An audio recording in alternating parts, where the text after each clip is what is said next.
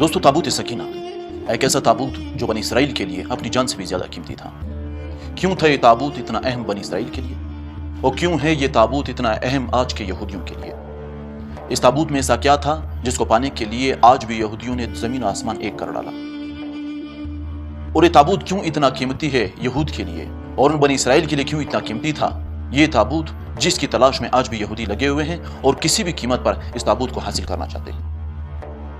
یہ تابوت سکینہ جس کا ذکر ہمیں قرآن میں بھی ملتا ہے، علماء فرماتے ہیں یہ ایک صندوق تھا، وہ صندوق جو آدم علیہ السلام اپنے ساتھ لائے تھے۔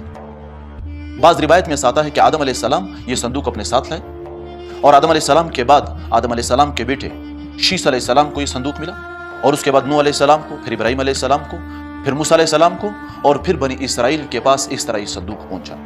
لیکن اس صندوق میں ایسا کیا تھا کہ جب بھی یہ صندوق جب تک بنی اسرائیل کے ساتھ رہا، بنی اسرائیل دنیا کی ایک طاقتور قوم رہی، پوری دنیا پر ان کا غلبہ رہا، ہر فتح ان کی ہوا کرتی تھی، جب تک یہ تابوت یہ صندوق ان کے پاس رہا۔ اور پھر ایسا کیا ہوا کہ یہ صندوق اس سے چھین لیا گیا، اور اللہ تعالیٰ نے یہ صندوق ان سے کیوں چھینا؟ اور پھر جب چھیننے کے بعد جالوت جو بادشاہ گزرے ہیں، اس کے دور میں اللہ تعالیٰ نے یہ صندوق کیوں ان پر واپس لوٹایا، اور فرشتوں کے ذریعے یہ صندوق جو فرشتے زمین پر لائے طالوت کی نشانی کے لیے، یہ کیوں لائے تھے دوستو؟ اس کے بارے میں مفسرین فرماتے ہیں کہ تابوت سکینہ ایک صندوق تھا جس میں موسیٰ علیہ السلام کا عصا، ہارون علیہ السلام کا عصا، سلیمان علیہ السلام کی انگوٹھی، اور تورات کے مقدس اوراق، اور کچھ اور انبیاء کرام کی جو بنی اسرائیل میں گزرے تھے ان کے تبرکات تھے۔ اور یہ تابوت اللہ تبارک و تعالیٰ نے بنی اسرائیل پر نازل کیا تھا۔ اس تابوت کے ذریعے بنی اسرائیل کے دلوں کو سکون ملا کرتا تھا۔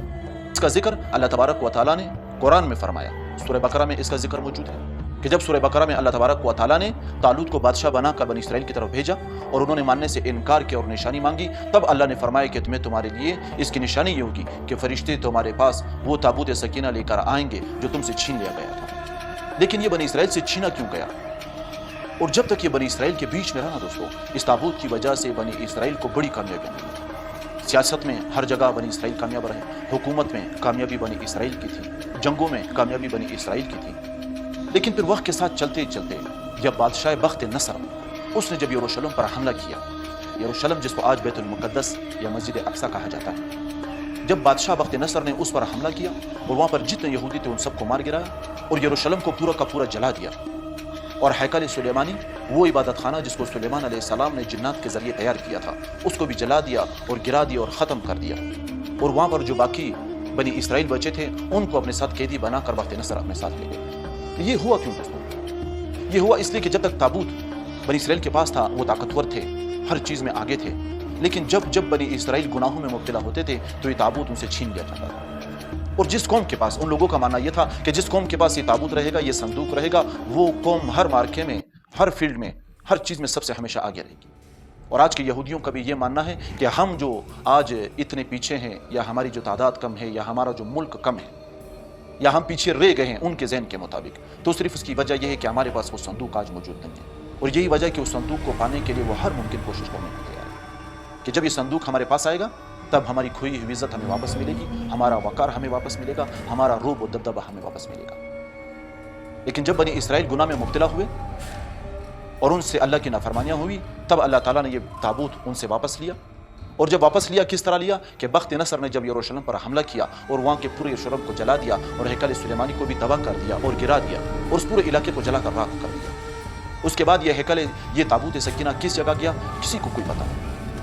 اس میں اسرائیلی روایات ہمیں ملتی ہیں جس میں ان کے مفسرین کہتے ہیں، کچھ کہتے ہیں کہ اس کو جاپانیز لے گئے اور جو جاپانی بادشاہ تھے وہ لے گئے اور اس کو جاپان کے پہاڑوں میں دفنا دیا۔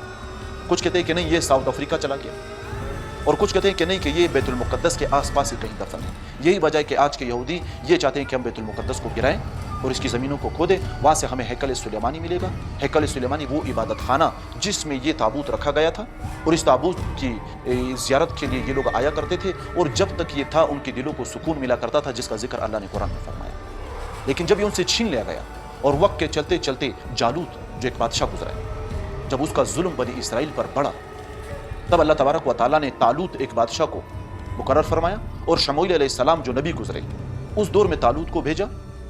اور وقت کے نبی نے اللہ تبارک و تعالیٰ سورہ بقرہ میں آیت نمبر 248 میں فرماتے ہیں کہ وقت کے نبی نے جب ان سے کہا کہ تم اس کی پیروی کرو، یہ بادشاہ ہے یہ طالوت جس کو اللہ نے بادشاہ بنا کر تمہاری طرف مقرر کیا ہے، اس کی بات مان کر چلو. تو بنی اسرائیل نے کہا یہ تو ہم سے مال و دولت میں بھی کمزور ہیں, ہم اس کی بات کیوں مانیں؟ تب اللہ نے یہ فرمایا کہ وہ عقل اور طاقت میں اور حکمت میں تم سے آگے ہیں. اور طالوت کو تو بنی اسرائیل کا کہنا یہ تھا کہ ہم کیسے مان لیں کہ طالوت کو اللہ تعالیٰ نے بادشاہ بنا کر بھیجا. تب اللہ تعالیٰ نے یہ حکم قرآن میں فرمایا اپنے نبی کی زبانی کہ ہم طالوت کی یہ نشانی تمہارے پاس بھیجیں گے کہ فرشتے وہ تمہارا جو تابوت سکینہ تھا جو تمہارے آباء و اجداد میں چلا ہوا آ رہا تھا, جو بنی اسرائیل کی ایک ملکیت سمجھی جاتی تھی, وہ تابوت تمہارے پاس واپس آئے گا. یہ تابوت اس بات کی نشانی ہوگی, سورہ بقرہ میں اللہ نے فرمایا یہ تابوت اس بات کی نشانی ہوگی کہ جالوت کو ہم نے بادشاہ بنا کر بھیجا. اور فرشتے اس تابوت کو آسمان سے لے کر اپنے ساتھ آئے. تب جا کر بنی اسرائیل نے جالوت کو اپنا بادشاہ مانا اور اس کی بات ماننے لگے. اور پھر جب جالوت اور طالوت کا آپس میں مقابلہ ہوا تو طالوت جو اللہ کی طرف سے بادشاہ مقرر تھا اور جالوت جو ظالم بادشاہ تھا, ان دونوں کا جب آپس میں ٹکراؤ ہونے لگا تو اس سے پہلے اللہ تعالیٰ نے طالوت کی فوج کو ایک امتحان میں ڈالا. وہ ایک پانی کے پاس پہنچے, وہاں پر اللہ نے حکم فرمایا اور طالوت بادشاہ نے ان لوگوں کو کہا, اپنے سپاہیوں سے کہا کہ یہاں سے جس نے بھی پانی پینا ہے پی لے, لیکن خیال رہے کہ جو بھی پانی پیے وہ تھوڑا پانی پیے, زیادہ پانی جو پیے گا وہ میری فوج سے نکل جائے گا. اس میں کچھ فوجی ایسے تھے جنہوں نے اس بات کو نہیں مانا اور وہ زیادہ پانی پینے لگے اور وہ فوج سے نکل گئے. جو باقی فوج بچی اس کے ذریعے طالوت نے جالوت کو ہرایا. اور بعض روایت میں آتا ہے کہ داؤد علیہ السلام نے, اس وقت داؤد علیہ السلام بھی موجود تھے, داؤد علیہ السلام نے جالوت کے سر کو قلم کیا اور اس طرح بنی اسرائیل کو جالوت کے ظلم سے نجات ملی. اور پھر چلتے چلتے پھر جب بنی اسرائیل بگڑی اور بنی اسرائیل نے غلط راستے اختیار کیے اور گناہوں کی طرف وہ مائل ہونے لگے اور گناہوں کی طرف ان کا رخ ہوا, تب اللہ تعالیٰ نے پھر ان پر ایک عذاب نازل کیا. پھر کوئی بادشاہ آیا, ان پر ظلم ہوا, پھر ان کو اسی طرح صفائے ہستی سے مٹایا گیا جس طرح پہلے بخت نصر نے مٹایا تھا. اور اس کے بعد اب وہ صندوق کہاں پر ہے اس کا علم کسی کو نہیں ہے. بعض روایت کے مطابق ان کے اپنے مفسرین کہتے ہیں جو اسرائیلی ہیں, وہ کہتے ہیں کہ تابوت آج بھی بیت المقدس کی زمین کے نیچے دفن ہے اور ہم اس کو نکالیں گے اور اپنی کھوئی ہوئی عزت اور وقار کو واپس لائیں گے. لیکن یہ بات مختلف آراء ہیں, ہر کسی کی اپنی آراء ہے, اس کے مطابق ہے. اس بات میں کتنی حقیقت ہے یہ کوئی نہیں جانتا, لیکن یہ وہ تابوت سکینہ کی ایک اسٹوری تھی جس کو لے کر لوگ اکثر پریشان رہتے ہیں کہ تابوت سکینہ اصل میں تھا کیا. اور یہ مانا جاتا ہے کہ آج بھی جس قوم کے پاس وہ تابوت آئے گا, وہ صندوق آئے گا, وہ قوم ساری دنیا پر راج کرے گی, ساری دنیا پر حکومت کرے گی. اور یہی وجہ ہے کہ یہودی اس تابوت اس صندوق کو ڈھونڈنے کے لیے اپنی جان داؤ پر لگانے کے لیے بھی تیار ہے. تو یہ تھی آج کی ویڈیو. امید کرتا ہوں ویڈیو آپ کو پسند آئی ہوگی. ویڈیو پسند آئی تو لائک اور شیئر ضرور کیجیے گا اور میرے چینل کو سبسکرائب کیجیے گا. اگر آپ فیس بک پر دیکھ رہے ہیں تو فالو ضرور کیجیے گا تاکہ آنے والی ویڈیو آپ لوگوں کو آسانی سے مل سکے. اللہ حافظ.